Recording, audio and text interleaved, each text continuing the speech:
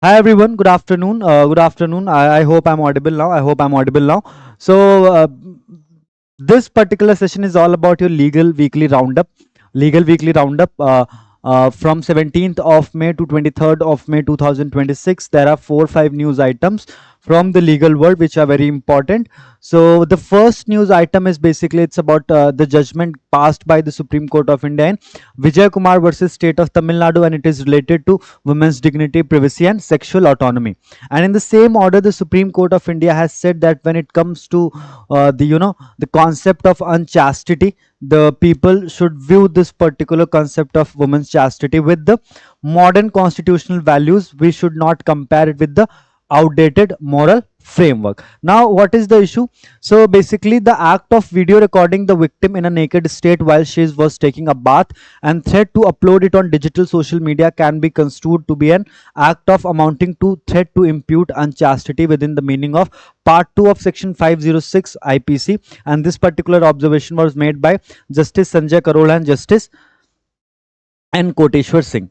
So this in this particular case, so there was this accused who was videotaping a woman while she was bathing. So the Supreme Court of India has made it absolutely clear. And what is section 506 of IPC? Anyone? Section 506 of IPC, because just to understand the concept, you should also know that what is section 506 of IPC.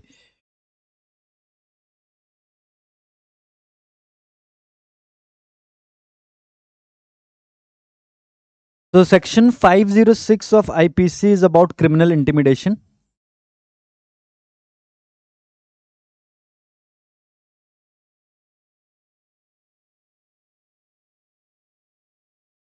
And what do we understand by the phrase criminal intimidation? So basically, criminal intimidation is basically you are threatening the victim to cause some sort of harm if that victim is not doing things per your whims and fancies, right? And it also might include uh, affecting the reputation or the the very bodily autonomy of a woman as well. Now, section 506 is about criminal intimidation, and in this particular case, the Supreme Court has made it absolutely clear that if the accused is recording victim, video recording the victim while she's taking while she's bathing, then this particular act will amount to criminal intimidation, because this is a kind of threat to that victim कि हम अगर आप हम आपका हमारे पास आपका एक video है और हम आपके इस वीडियो को सोशल मीडिया पे अपलोड कर देंगे. So it is also it will be covered under section 506 of Indian Penal Code. Now the court held that unchastity can no longer be viewed through outdated patriarchal notions of morality and must instead be understood from the standpoint of dignity, privacy, sexual autonomy protected under Article 21 of the Constitution.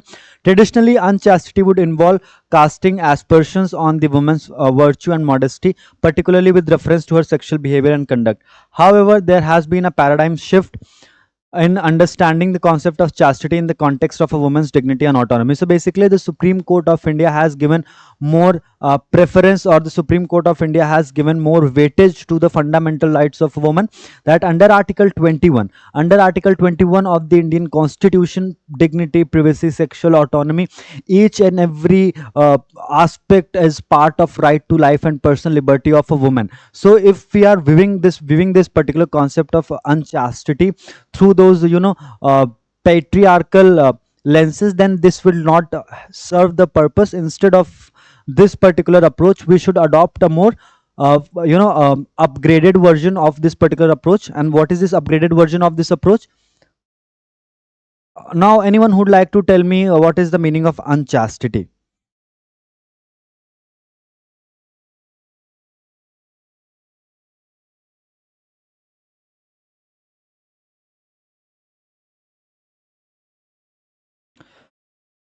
So chastity means something which is pure.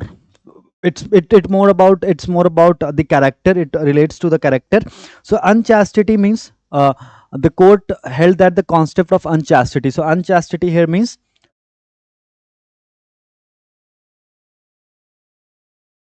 not pure, right? So basically the Supreme Court has said that अब पुराने time पे ऐसा होता था कि जो chastity का concept था, that was very narrow. So the Supreme Court has said with the evolution of fundamental rights, with Article 21 in place, right to life and personal liberty is one of the most essential fundamental right available to the citizens of this country. So when we talk about the sexual autonomy or dignity or the privacy of a woman, then we should keep in mind that all these facets fall under Article 21 of the Constitution. So if an accused is videotaping a woman or a video recording the woman at while she was bathing, this will amount to criminal intimidation, and the person would be prosecuted under section 506 of Indian Penal Code, which is criminal intimidation. And what is criminal intimidation?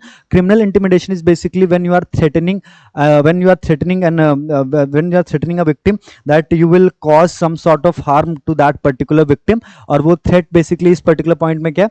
By recording that particular video, right? Now moving on to the second important order, and it is in Ray Social Justice textbook, social science textbook for grade 8 part 2. So this is the reference this is a reference case का मतलब क्या है? In Ray का मतलब क्या होता है? In the case of, और in the case of का मतलब क्या है? That the Supreme Court of India has taken the suo motu cognizance of that particular case. So now let's understand what is this entire issue that we are discussing here. So you must be aware about the fact that in the month of March 2026, the Honorable Supreme Court of India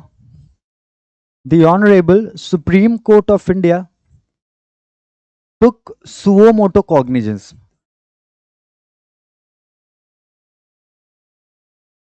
Suo motu cognizance का मतलब क्या होता है? On its own motion, where the Supreme Court of India will not wait for any particular party to file a case in the Supreme Court. Instead of that, the Supreme Court in itself will take the cognizance of that particular case. And suo motu cognizance, the power to take suo motu cognizance flows from Article 142 of the Indian Constitution, right? So the Supreme Court of India, by utilizing the powers given under Article 142, under Article 142, it was related to the NCERT textbook, social science की text book थी class 8th की. अब students इस class 8th की text book में there was a portion related to judicial corruption. Now once the Supreme Court got to know this, that there is a portion in the class 8th textbook about the judicial corruption, the court was obviously very furious, because the court said that instead of acknowledging the fact that the Indian judiciary is facing so much of pendency, facing so much of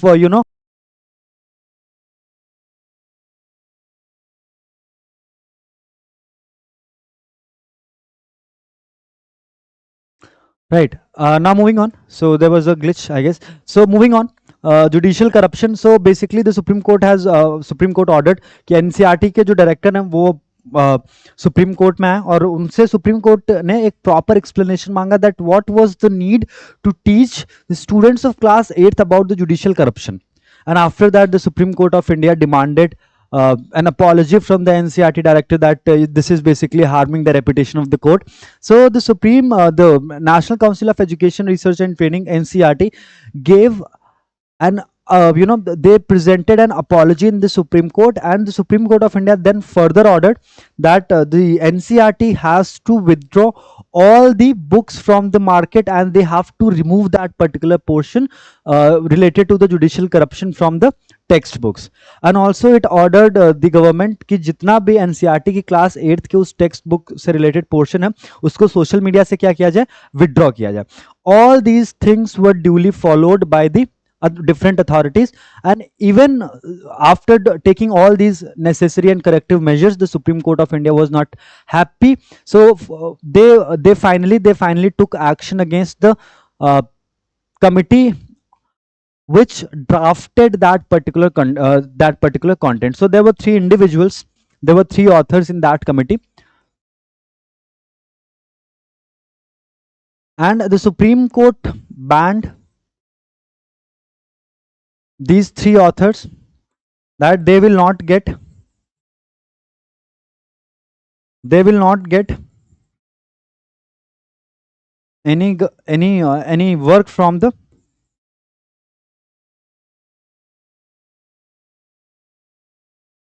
union government or state government. And also the Supreme Court of India never allowed these three authors to, you know, express their views. The Supreme Court of India never heard these three accused, right? So finally the Supreme Court of India has modified its earlier order, which was passed in the month of March 2026, and it has lifted the ban. It has removed the ban, and it has also expunged the sharp remark which was made against these authors. So this is a kind of progressive step which has been taken by the Honorable Supreme Court of India. Now students, moving on. So this is the same case. The Supreme Court on Friday. Friday is basically 21st of May. The Supreme Court on 21st of May recalled its previous order banning three academics who were involved in the preparation of the controversial NCRT class 8th chapter on corruption in the judiciary from academic projects of central or state university and public educational institutions. So we have already discussed it, that the Supreme Court of India has removed the ban.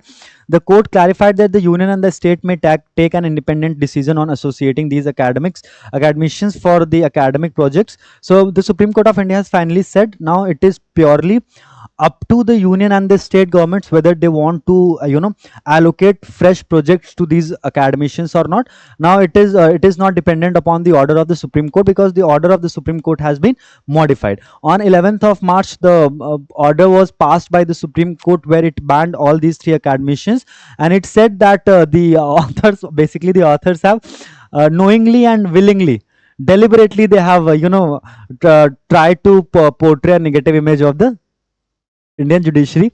So now the Supreme Court of India has also accepted the explanation given by these three academicians that that this particular action or the entire content which was drafted by these three academicians was done with with good intentions. There was no malified intentions behind the drafting of the said content, right? So finally these three accused have these three academicians have uh, got relief from the apex court. Now Sudhakar Gumula versus Union of India.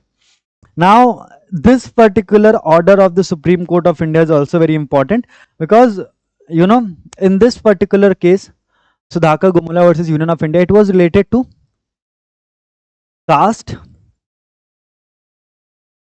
census. Now Indian Census Act, right? So students, we know this, the government of, or the union government, is conducting a pan India census, a nationwide census in 2027. This census would be conducted in two phases. It's a two-phased census, phase 1 and phase 2. Phase 1 is October 2026, and second phase would be conducted from March 2027 onwards. This first phase is basically for the hilly areas, and this second phase is for basically for rest of India. Now students, we have to understand, along with this population census, this is a population census, right? The government of India will also conduct caste census. Now students, always remember this when we talk about the entire idea of census. From 1871 to 1931, the British authorities used to conduct population census, and along with the population census, caste census was also conducted. Now since 1931, there has been no caste census in our country. Finally, in the next or in the upcoming census of 2027, the government of India has decided that along with the population census, it will also conduct the caste census. Now the next important point which you should remember, that population census is conducted as per the census act of 1948, as per the census act of 1948. ठीक है, तो ये please आप याद रखिएगा that census is conducted as per the provisions of Census Act 1948, and it is conducted by the registrar general. Now moving on to the next point which we should discuss. So basically students, the petition was related to one specific issue, that the petitioner was demanding that there is no need of caste census whatsoever. Now he was seeking relief from the court, that the court should cancel out the caste census which has been notified by the union government. Now in response to this particular petition, the Supreme Court asked the petitioner that if the government will not make or if the government will not collect data related to the caste uh, structure in our country, then it would become very difficult for the government to make effective policies for the people of different background. And in response to this particular argument of the Supreme Court, the petitioner argued that there is already a lot of data available with the union government or with the authorities, so why there is a need to conduct a fresh caste census, right? So basically now the Supreme Court have made it absolutely clear that it is purely conducting population census and caste census is purely a matter of it's purely a matter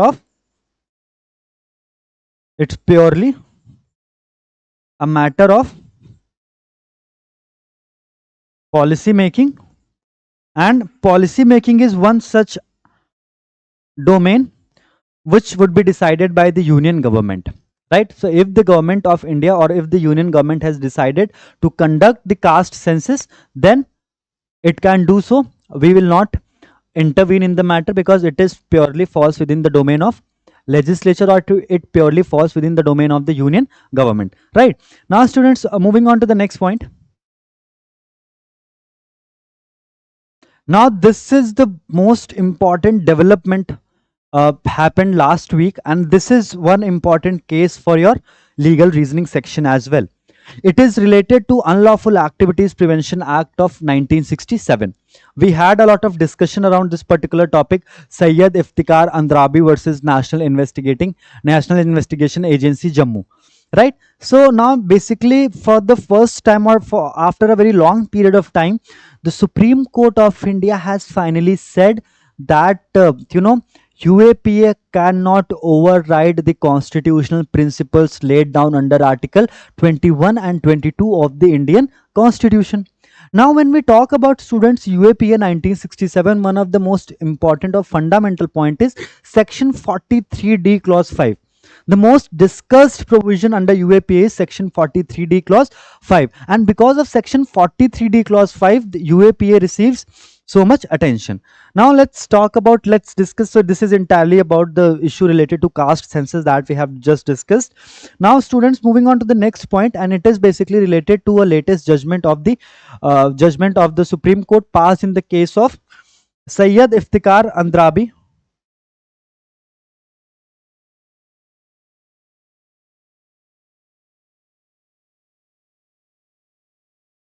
Sayyid Iftikhar Andrabi versus National Investigation Agency, Jammu. Now let's understand what is there in Section 43D clause. Section 43D clause of UAPA. Section 43D clause 5 of UAPA 1967. Now this case is related to UAPA 1967. Now students, let's talk about Section 43D clause 5. So section 43D clause 5 is basically the court shall the court shall deny the bail. The court shall deny the bail if it has reasonable grounds to believe, if it has reasonable grounds to believe that the case or the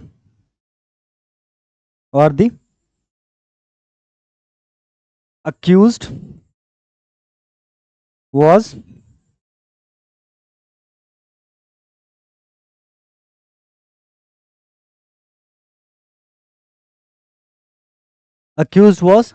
prima facie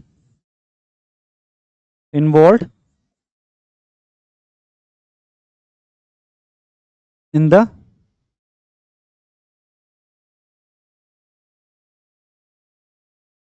commission of the offense, right? So this is there in section 43D clause 5, that every time if the court has reasonable grounds to believe, simple Hindi, I'll explain it in simple Hindi. I was just writing the verbatim of section 43D. So section 43D clause 5 is clear on one point कि अगर court को लगता है कि या court हर उस case में court bell deny करेगा, जिस भी केस में कोर्ट को लगता है कि देयर आर रीजनेबल ग्राउंड्स कि अक्यूज्ड के अगेंस्ट जो एलिगेशंस लगाए गए those allegations are true, right? In every such case, the court shall deny the bail where it has reasonable grounds to believe that the accused was primarily involved in the commission of the offense, right, students? Now we have to correlate various points. So article 21, what is article 21? Article 21 is right to life and personal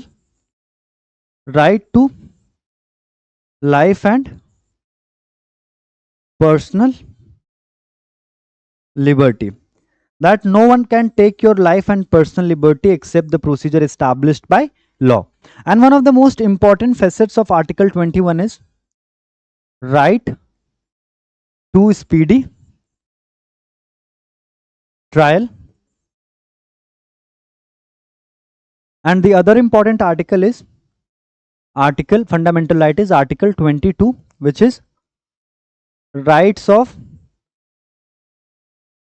arrested person. Now students, now in section 43D clause 5, there is no mention of time limit. Court आपको कितने भी लंबे time तक jail में रख सकता है बिना बेल दिए हुए, अगर कोर्ट को सिर्फ ये लग रहा है कि आपने ये क्राइम किया है. Now students, moving on to the next aspect of this particular discussion, which is very important for us to understand, that the general principle of criminal law is an accused is innocent until proven. This is a general principle under the criminal law. An accused is innocent until proven guilty, right? So, but when it comes to section 43D clause 5 of the UAPA 1967, it used to shift burden of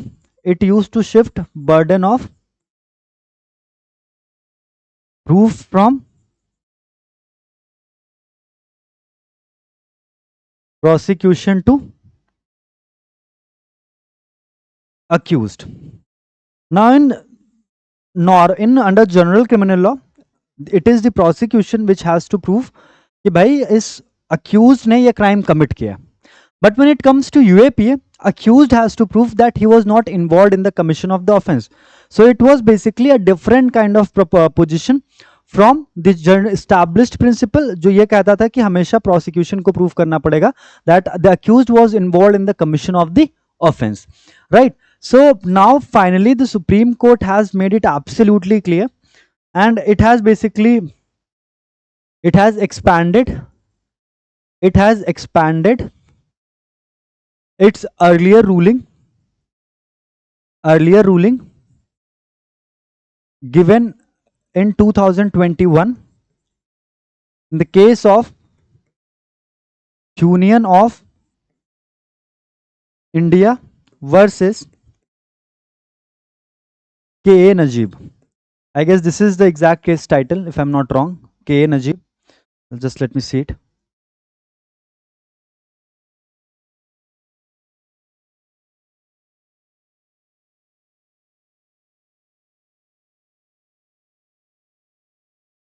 Yeah, it is a Union of India versus K.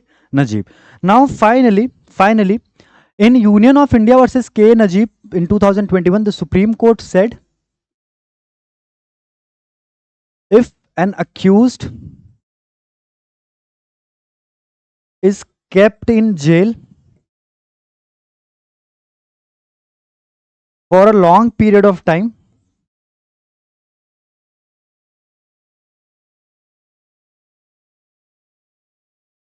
without being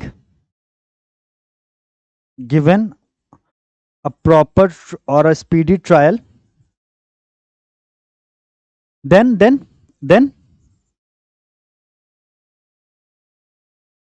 it will violate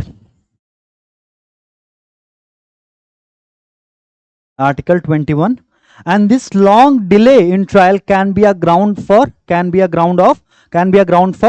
bail. Right, now moving on to the next point, which we have to understand, that there is a very important fundamental principle, another important fundamental principle of criminal law, and that fundamental principle of criminal law is bail is rule and jail is an exception. That in exceptional cases, the accused should not be granted bail, but in normal cases, and generally, the accused should be allowed to, the accused should be given bail because he is still an accused. और अगर ऐसा prove हो जाता है that he was not involved in the commission of the offense, so by keeping him in jail for a very long period of time, you are violating Article 21 of that particular individual.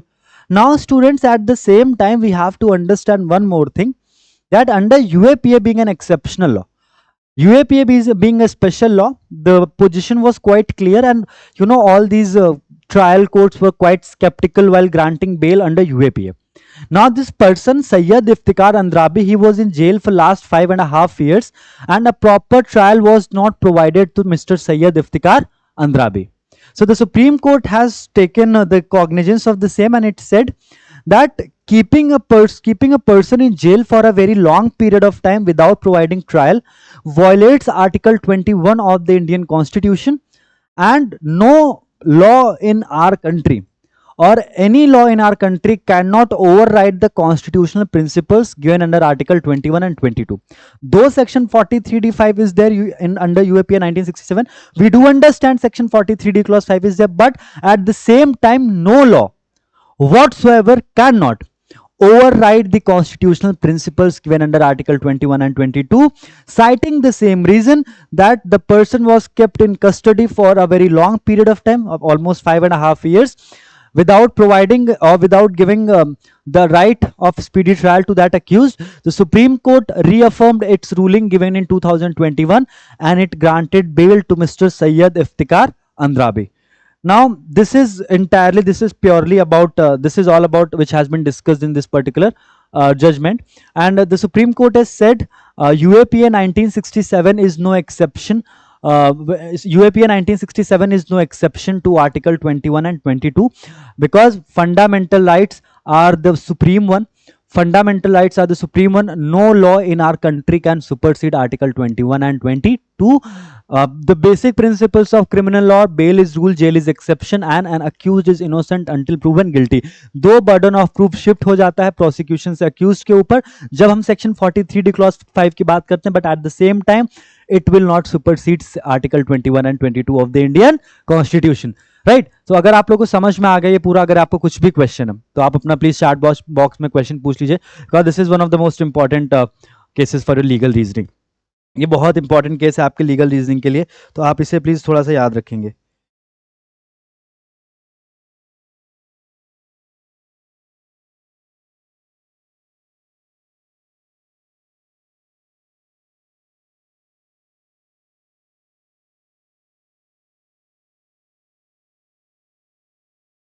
समझ में आ गया तो please आप बता दीजिए, then will move to the last topic for the day.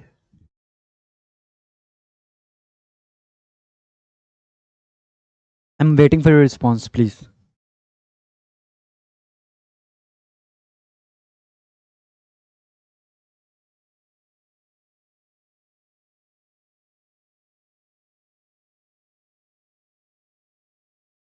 Okay, fine, fine. We are good to go now.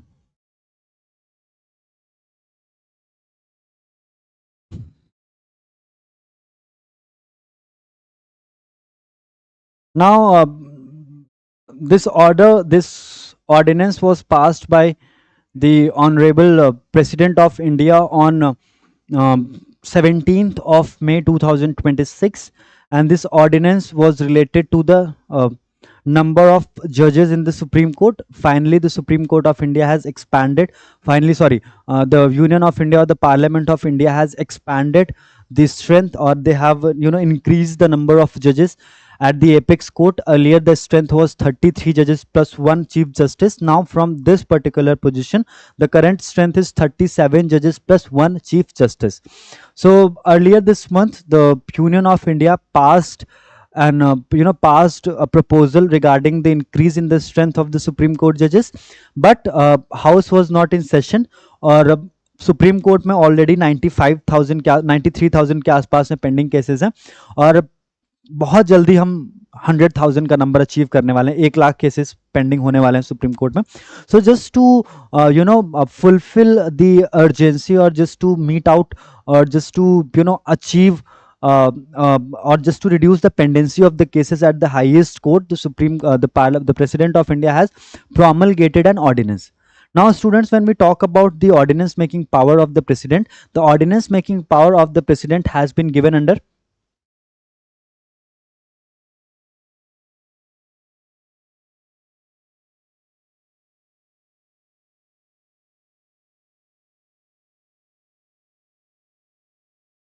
ordinance making power of the Supreme Court of the President is given under Article 123. 123. And what is Article 123? That if the House is not in session, then the President of India can promulgate the ordinance.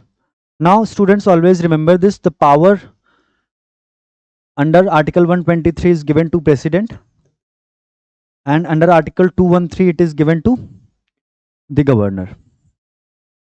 Now students, the second important point related to ordinance which you should remember is it has same effect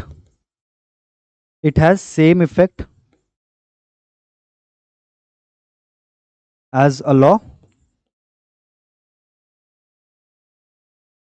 It has same effect as a law. There is no difference, and the President of India can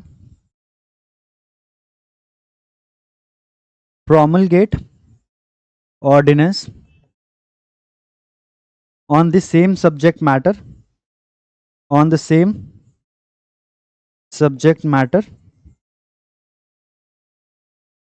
which the Union government has power to make laws. और union government के पास में कौन कौन से subject matter पे law बनाने की power होती है स्टूडेंट्स? कौन कौन से सब्जेक्ट मैटर होते हैं? So the subject matters are basically given in schedule 7 list 1, which is union list, right? The next important point related to the duration of an ordinance.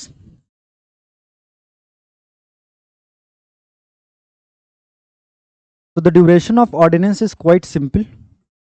Now students, this is another point which you should remember, that there cannot be a gap of more than 6 months between the two sessions of the parliament. So the maximum duration is that अब दो sessions के बीच में 6 महीने से ज्यादा का gap नहीं हो सकता है, right.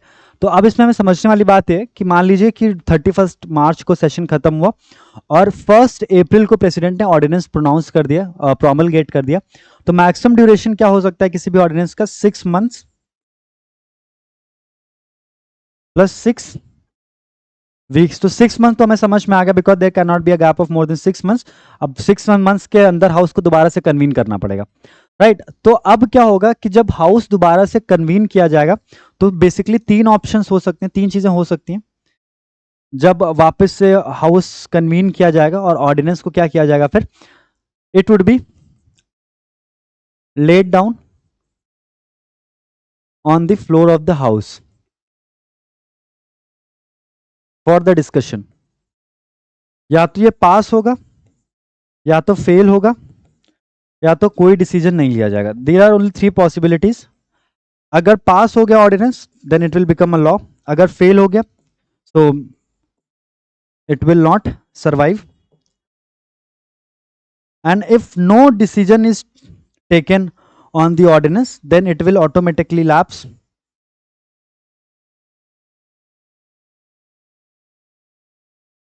after 6 weeks. So that's why the maximum duration of an ordinance could be 6 months and 6 weeks. So this is entirely about the power to of the president to promulgate the ordinance. You can see these 2 slides.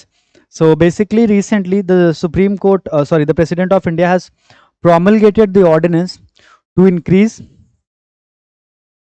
the number of judges in Supreme Court from its earlier 33 plus 1 judge. It has been increased to 37 plus 1 CGI. And when the Supreme Court of India was constituted in 1950, at that time the strength was 7 judges plus 1 CGI. Now students always remember this, that when it comes to the strength of the Supreme Court judges, so article 124 is clear on this point, that the Parliament of India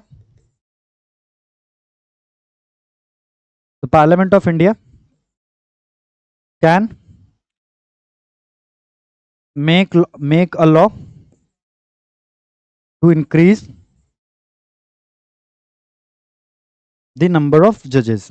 Now students, article 124 is specifically in this particular context is negative ये है, क्योंकि अगर आप article 124 ये पढ़ेंगे इस context में तो उसमें ये लिखा हुआ है that the strength of the Supreme Court shall remain at not more than 7, but it can be increased by a law made by the parliament. तो कहने का मतलब ये कि इस आर्टिकल 124 में ये लिखा हुआ है कि सुप्रीम कोर्ट का जो स्ट्रेंथ है वो हमेशा साथ ही रहेगा जब तक कोई पार्लियामेंट उस पर लॉ बना करके उस स्ट्रेंथ को चेंज ना कर दे, right. So this is about this particular. So ordinance is basically the ordinance is a law, but it is promulgated by the President of India. It is not different from a law, but only the duration of an ordinance is different from a law. क्योंकि law एक बार अगर पास कर दिया गया तो वो तब तक सर्वाइव करता है जब तक उसे रिपील ना कर दिया जाए, उसे अमेंड ना कर दिया जाए. बट ऑर्डिनेंस जब कोई इमरजेंसी सिचुएशन होती है, हाउस सेशन में नहीं होता है, and you need law on that subject matter, तो फिर आपको क्या करना पड़ता है, you have to promulgate the ordinance. तो उसी अर्जेंसी को मीट करने के लिए प्रेसिडेंट ऑफ इंडिया को ये पावर दी गई है जिसको हम बोलते हैं ordinance making power of the president, right? So that's it. This is all about today's session of weekly roundup. We did 5 news items, or we did 5 important legal informations. So this is all about today's class. Take a good care of yourself. Sayyid Iftikhar Andrabi versus NIA Jammu is a very important topic, and not only that, but also the ordinance related to the supreme court जजेस is also very important. सो इन दो topics को बहुत अच्छे से revise कर लीजिएगा, notes बना लीजिएगा, बिकॉज क्लैट 2027 के परस्पेक्टिव से, एलिट के परस्पेक्टिव से, हर एक लॉ एंट्रेंस एग्जामिनेशन के परस्पेक्टिव से ये दोनों टॉपिक्स बहुत रेलेवेंट है. सो this is all about today's class. Thank you so much guys. Will see you tomorrow at 7:45 in the morning. Till then, bye bye, good night, take a good care of yourself and keep yourself hydrated. Bye everyone.